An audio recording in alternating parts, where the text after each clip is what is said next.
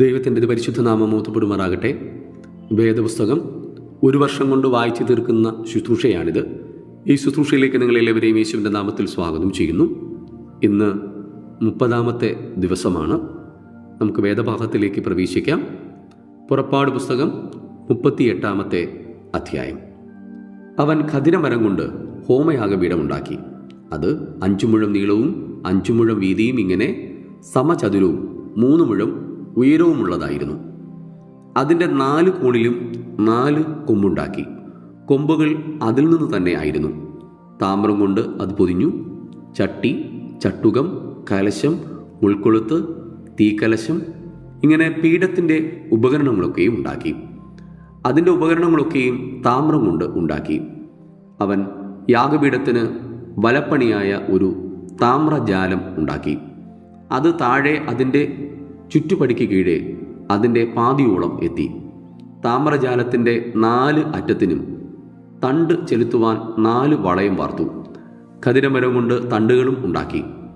താമ്രം കൊണ്ട് പൊതിഞ്ഞു.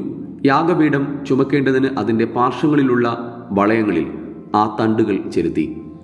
യാഗപീഠം പലക കൊണ്ട് പൊള്ളയായി ഉണ്ടാക്കി.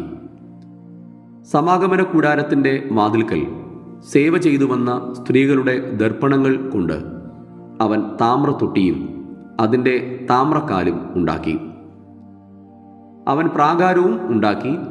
തെക്കുവശത്തെ പ്രാകാരത്തിന് പിരിച്ച പഞ്ഞുനൂൽ കൊണ്ടുള്ള 100 മുഴം മറശ്ശീല ഉണ്ടായിരുന്നു.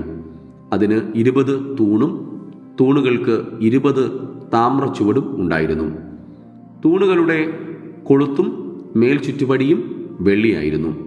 വടക്ക് വശത്ത് 100 മുഴം മറശ്ശീലയും അതിന് 20 തൂണും തൂണുകൾക്ക് 20 താമ്ര ചുവടും ഉണ്ടായിരുന്നു. തൂണുകളുടെ കൊളുത്തും മേൽചുറ്റുപടിയും വെള്ളിയായിരുന്നു. പടിഞ്ഞാറ് വശത്ത് 50 മുഴം മറശ്ശീലയും അതിന് 10 തൂണും തൂണുകൾക്ക് 10 ചുവടും ഉണ്ടായിരുന്നു. തൂണുകളുടെ കൊളുത്തും മേൽചുറ്റുപടിയും വെള്ളി ആയിരുന്നു. കിഴക്ക് വശത്ത് മറശ്ശീല 50 മുഴമായിരുന്നു. വാതിലിൻ്റെ ഒരു വശത്ത് മറശ്ശീല 15 മുഴവും അതിന് 3 തൂണും അവയ്ക്ക് 3 ചുവടും ഉണ്ടായിരുന്നു. മറ്റേ വശത്തും അങ്ങനെ തന്നെ. ഇങ്ങനെ പ്രാകാരത്തിൻ്റെ ഇപ്പുറത്തും അപ്പുറത്തും 15 മുഴം വീതം മറശ്ശീലയും അതിന് 30 തൂണും 30 ചുവടും ഉണ്ടായിരുന്നു. ചുറ്റും പ്രാകാരത്തിൻ്റെ മറശ്ശീലയൊക്കെയും പിരിച്ച പഞ്ഞുനൂൽ കൊണ്ട് ആയിരുന്നു. തൂണുകൾക്കുള്ള ചുവട് താമ്രം കൊണ്ടും തൂണുകളുടെ കൊളുത്തും മേൽചുറ്റുപടിയും വെള്ളി കൊണ്ടും കുമിഴുകൾ വെള്ളി പൊതിഞ്ഞവയും പ്രാകാരത്തിൻ്റെ തൂണുകളൊക്കെയും വെള്ളി കൊണ്ട് മേൽചുറ്റുപടിയുള്ളവയും ആയിരുന്നു. എന്നാൽ പ്രാകാരത്തിൻ്റെ മറശ്ശീല നീലനൂൽ, ധൂമ്രനൂൽ, ചുവപ്പുനൂൽ, പിരിച്ച പഞ്ഞുനൂൽ എന്നിവ കൊണ്ട് ചിത്രത്തയ്യൽ പണിയായിരുന്നു.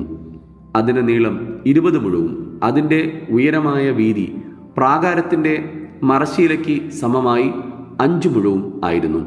അതിൻ്റെ തൂണ് 4 അവയുടെ ചുവട് 4 താമ്രമായിരുന്നു. കൊളുത്തും കുമിഴുകൾ പൊതിഞ്ഞിരുന്ന തകിടും മേൽചുറ്റുപടിയും വെള്ളിയായിരുന്നു. തിരുനിവാസത്തിനും പ്രാകാരത്തിനും 4 പുറവുമുള്ള കുറ്റുകളൊക്കെയും താമ്രം ആയിരുന്നു. മോശയുടെ കൽപ്പന അനുസരിച്ച് പുരോഹിതനായ അഹരോന്റെ മകൻ ഈഥാമാർ മുഖാന്തരം ലേവ്യരുടെ ശുശ്രൂഷയാൽ കണക്ക് കൂട്ടിയതുപോലെ സാക്ഷ്യകൂടാരമെന്ന തിരുനിവാസത്തിനുണ്ടായ ചെലവ് എന്തെന്നാൽ, യഹൂദാ ഗോത്രത്തിൽ ഊരിൻ്റെ മകനായ ഊരിയുടെ മകൻ ബസലേൽ മോശയോട് യഹോവ കൽപ്പിച്ചതൊക്കെയും ഉണ്ടാക്കി.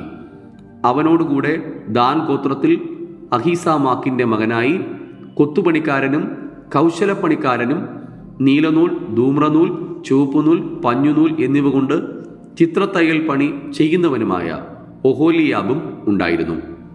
വിശുദ്ധ മന്ദിരത്തിൻ്റെ സകല പ്രവൃത്തിയുടെയും പണിക്ക് വഴിപാടായി വന്നുപയോഗിച്ച പൊന്ന് വിശുദ്ധ മന്ദിരത്തിലെ തൂക്കപ്രകാരം ആകെ 29 താലന്തും 730 ശെക്കലും ആയിരുന്നു. സഭയിൽ ചാർത്തപ്പെട്ടവരുടെ വെള്ളി വിശുദ്ധ മന്ദിരത്തിലെ തൂക്കപ്രകാരം 100 താലന്തും 1775 ശെക്കലും ആയിരുന്നു. 20 വയസ്സു മുതൽ മേലോട്ട് പ്രായമുള്ള ചാർത്തപ്പെട്ടവരുടെ എണ്ണത്തിൽ ഉൾപ്പെട്ട 6,3550 പേരിൽ ഓരോരുത്തന് ഓരോ ബെക്ക വീതമായിരുന്നു. അത് വിശുദ്ധ മന്ദിരത്തിൽ തൂക്കപ്രകാരം 1/2 ശേക്കെൽ ആകുന്നു. വിശുദ്ധ മന്ദിരത്തിൻ്റെ ചുവടുകളും മറശ്ശീലയുടെ ചുവടുകളും വാർക്കുന്നതിന് ഒരു ചുവടിന് 1 താലന്ത് വീതം 100 ചുവടിന് 100 താലന്ത് വെള്ളി ചെലവായി. ശേഷിപ്പുള്ള 1775 ശേക്കൽ കൊണ്ട് അവൻ തൂണുകൾക്ക് കൊളുത്ത് ഉണ്ടാക്കുകയും കുമിഴ് പൊതിയുകയും മേൽ ചുറ്റുപടി ഉണ്ടാക്കുകയും ചെയ്തു. വഴിപാട് വന്ന താമ്രം 70 താലന്തും 2400 ശെക്കയിലും ആയിരുന്നു.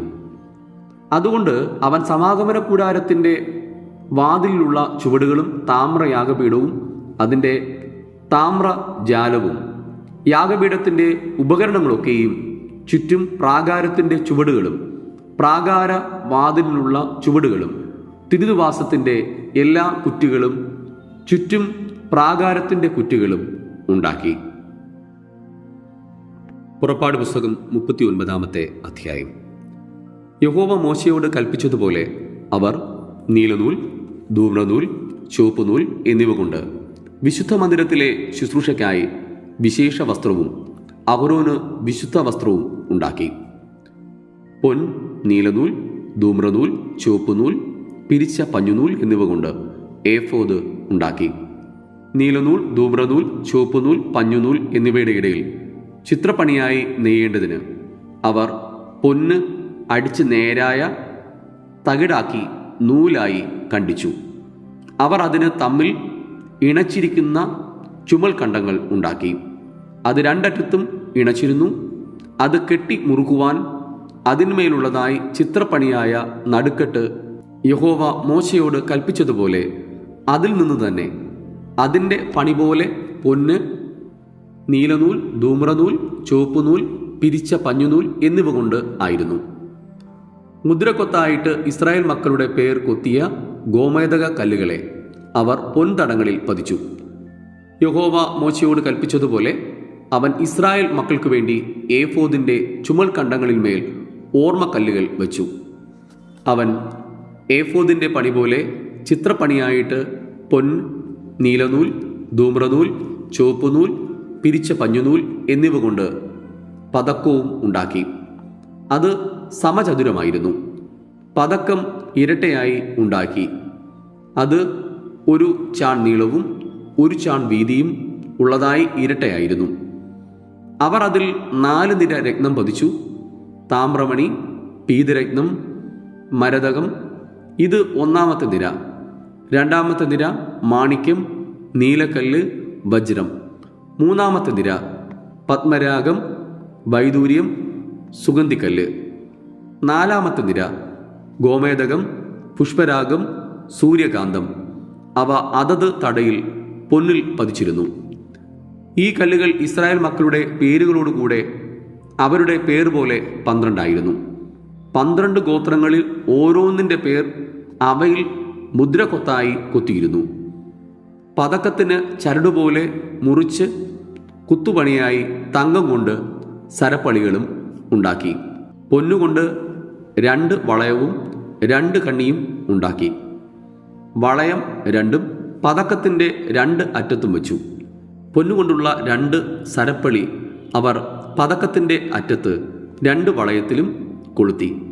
2 സരപ്പളിയുടെയും അറ്റം 2ഉം അവർ കണ്ണി 2ലും കൊളുത്തി ഏഫോദിൻ്റെ ചുമൽ കണ്ടങ്ങളിന്മേൽ മുൻഭാഗത്ത് വച്ചു. അവർ പൊന്നുകൊണ്ട് വേറെ 2 കണ്ണി ഉണ്ടാക്കി പതക്കത്തിൻ്റെ മറ്റേ 2 അറ്റത്തും ഏഫോദിൻ്റെ കീഴറ്റത്തിന് നേരെ അകത്തെ വിളിമ്പിൽ വച്ചു. അവർ വേറെ 2 പൊൻകണ്ണി ഉണ്ടാക്കി. ഏഫോദിൻ്റെ മുൻഭാഗത്ത് 2 ചുമൽ കണ്ടങ്ങളിൽ താഴെ അതിൻ്റെ ഇണപ്പിനരികെ ഏഫോദിൻ്റെ നടുക്കെട്ടിന് മേലെയായി വച്ചു. പതക്കം ഏഫോദിൻ്റെ നടുക്കെട്ടിന് മേലെയായി ഇരിക്കേണ്ടതിനും അത് ഏഫോദിൽ ആടാതിരിക്കേണ്ടതിനും ദൈവം മോശയോട് കൽപ്പിച്ചതുപോലെ അവർ അത് കണ്ണികളാൽ ഏഫോദിൻ്റെ കണ്ണികളോട് നീല നാട കൊണ്ട് കെട്ടി. അവൻ ഏഫോദിൻ്റെ അങ്കി മുഴുവനും നീലനൂൽ കൊണ്ട് നെയ്ത്തുപണിയായി ഉണ്ടാക്കി. അങ്കിയുടെ നടുവിൽ കവചത്തിൻ്റെ ദ്വാരം പോലെ ഒരു ദ്വാരവും അത് കീറാതിരിക്കേണ്ടതിന് ചുറ്റുമൊരു നാടയും വച്ചു. അങ്കിയുടെ വിളിമ്പിൽ നീലനൂൽ, ധൂമ്രനൂൽ, ചുവപ്പുനൂൽ, പിരിച്ച പഞ്ഞുനൂൽ എന്നിവ കൊണ്ട് മാതളപ്പഴങ്ങൾ ഉണ്ടാക്കി. തങ്കം കൊണ്ട് മണികളും ഉണ്ടാക്കി. മണികൾ അങ്കിയുടെ വിളിമ്പിൽ ചുറ്റും മാതളപ്പഴങ്ങളുടെ ഇടയിൽ വച്ചു. ശുശ്രൂഷയ്ക്കുള്ള അങ്കിയുടെ വിളിമ്പിൽ ചുറ്റും ഒരു മണിയും ഒരു മാതളപ്പഴവും, ഒരു മണിയും ഒരു മാതളപ്പഴവും, ഇങ്ങനെ യഹോവ മോശയോട് കൽപ്പിച്ചതുപോലെ തന്നെ വച്ചു. അഹരോനും പുത്രന്മാർക്കും പഞ്ഞുനൂൽ കൊണ്ട് നെയ്ത്തുപണിയായ അങ്കിയും, പഞ്ഞുനൂൽ കൊണ്ട് മുടിയും, പഞ്ഞുനൂൽ കൊണ്ട് അലങ്കാരമുള്ള തലപ്പാവും, പിരിച്ച പഞ്ഞുനൂൽ കൊണ്ട് കാൽച്ചട്ടയും, പിരിച്ച പഞ്ഞുനൂൽ, നീലനൂൽ, ധൂമ്രനൂൽ, ചുവപ്പുനൂൽ എന്നിവ കൊണ്ട് ചിത്രത്തയ്യൽ പണിയായ നടുക്കെട്ടും യഹോവ മോശയോട് കൽപ്പിച്ചതുപോലെ തന്നെ ഉണ്ടാക്കി. അവർ തങ്കം കൊണ്ട് വിശുദ്ധ മുടിയുടെ നെറ്റിപ്പട്ടമുണ്ടാക്കി. അതിൽ യഹോവയ്ക്ക് വിശുദ്ധം എന്ന് മുദ്രകൊത്തായുള്ള ഒരു എഴുത്ത് കൊത്തി അത് മുടിമേൽ കെട്ടേണ്ടതിന് അതിൽ നീല നൂൽ നാട കോർത്തു, യഹോവ മോശയോട് കൽപ്പിച്ചതുപോലെ തന്നെ.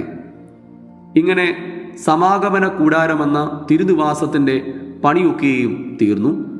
യഹോവ മോശയോട് കൽപ്പിച്ചതുപോലെയൊക്കെയും ഇസ്രായേൽ മക്കൾ ചെയ്തു. അങ്ങനെ തന്നെ അവർ ചെയ്തു. അവർ തിരുനിവാസം മോശയുടെ അടുക്കൽ കൊണ്ടുവന്നു. കൂടാരവും അതിൻ്റെ ഉപകരണങ്ങളൊക്കെയും, കൊളുത്ത്, പലക, അന്താഴം, തൂൺ, ചുവട്, ചുവപ്പിച്ച ആട്ടുകൊറ്റൻ തോൽ കൊണ്ടുള്ള പുറമൂടി, തകച്ചു തോൽ കൊണ്ടുള്ള പുറമൂടി, മറയുടെ തിരശീല, സാക്ഷ്യപ്പെട്ടകം, അതിൻ്റെ തണ്ട്, കൃപാസനം, മേശ, അതിൻ്റെ ഉപകരണങ്ങളൊക്കെയും, കാഴ്ചയപ്പം, തങ്കം കൊണ്ടുള്ള നിലവിളക്ക്, കത്തിച്ചു വെപ്പാനുള്ള ദീപങ്ങൾ, അതിൻ്റെ ഉപകരണങ്ങളൊക്കെയും, വെളിച്ചത്തിന് എണ്ണ, പൊന്നുകൊണ്ടുള്ള ധൂപപീഠം, അഭിഷേക തൈലം, സുഗന്ധ ധൂപവർഗം, കൂടാര വാതിലിനുള്ള മറശീല, താമ്രം കൊണ്ടുള്ള യാഗപീഠം, അതിൻ്റെ താമ്രജാലം, തണ്ട്, അതിൻ്റെ ഉപകരണങ്ങളൊക്കെയും, തൊട്ടി, അതിൻ്റെ കാൽ പ്രാകാരത്തിൻ്റെ മറശീല, തൂൺ, അതിൻ്റെ ചുവട്, പ്രാകാരവാതിലിൻ്റെ മറശീല, അതിൻ്റെ കയറ്, കുറ്റി, സമാഗമന കൂടാരമെന്ന തിരുനിവാസത്തിലെ ശുശ്രൂഷയ്ക്കുള്ള ഉപകരണങ്ങളൊക്കെയും, വിശുദ്ധ മന്ദിരത്തിലെ ശുശ്രൂഷയ്ക്കായി വിശേഷ വസ്ത്രം, പുരോഹിത ശുശ്രൂഷയ്ക്കുള്ള അഹരോന്റെ വിശുദ്ധ വസ്ത്രം, അവൻ്റെ പുത്രന്മാരുടെ വസ്ത്രം, ഇങ്ങനെ യഹോവ മോശയോട് കൽപ്പിച്ചതുപോലെ ഒക്കെയും ഇസ്രായേൽ മക്കൾ എല്ലാ പണിയും തീർത്തു. മോശെ പണിയൊക്കെയും നോക്കി യഹോവ കൽപ്പിച്ചതുപോലെ തന്നെ അവർ അത് ചെയ്തു തീർത്തിരുന്നു എന്ന് കണ്ടു. മോശെ അവരെ അനുഗ്രഹിച്ചു. ഇവിടെ ഇന്നത്തേക്കുള്ള തിരുവചന വേദഭാഗം വായിച്ച് അവസാനിക്കുന്നു. ഈ വായിച്ചു കേട്ട തിരുവെഴുത്തുകളാൽ ദൈവം നമ്മെ എവരെയും അതിസമർത്ഥമായി അനുഗ്രഹിക്കുമാറാകട്ടെ. ആമേൻ.